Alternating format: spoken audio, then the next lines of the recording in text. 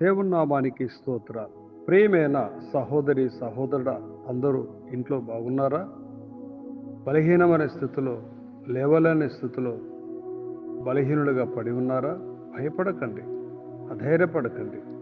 మీ మనస్సు విరిగిపోయిందా? నలిగిపోయిన స్థితిలో దుఃఖిస్తూ ఉన్నారా? భయపడకండి. మన దేవుడు మన ప్రార్థనలు ఆలకించే దేవుడు.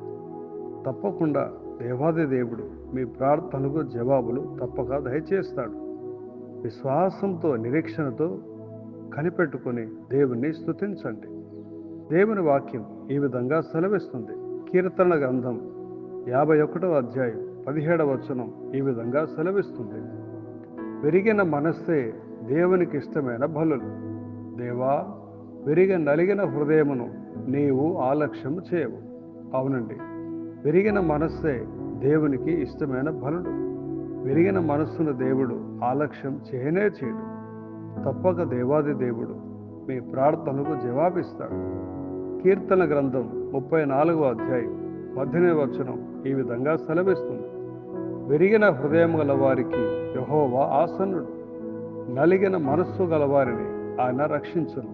ఆహా, ఎంత గొప్ప దేవుడు కదా! అవునండి, ఈ ఉదయకాలమే దేవుని సన్నిధిలో ప్రార్థించారా? దేవుని స్తుతించారా? మీ సమస్యలు, మీ బాధలు, మీ కష్టాలు దేవాది దేవునికి మీరు విన్నవించుకున్నారా?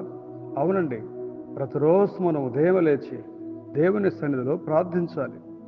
మన కష్టాలు, బాధలు, సమస్యలన్నీ కూడా దేవాది దేవునికి చెప్తూనే ఉండాలి. మనం ప్రార్థిస్తుండగా దేవాది దేవుడు తప్పక మన ప్రార్థనకు జవాబిచ్చి నడిపిస్తాడు. అధైర్యపడవద్దు, కృంగిపోవద్దు, ధైర్యంగా ఉండండి. విశ్వాసంతో ప్రార్థించి దేవుణ్ణి స్తుతించండి. దేవుడు మిమ్మల్ని, మీ కుటుంబాన్ని దీవించి ఆశీర్వదించి కాపాడునుగాక.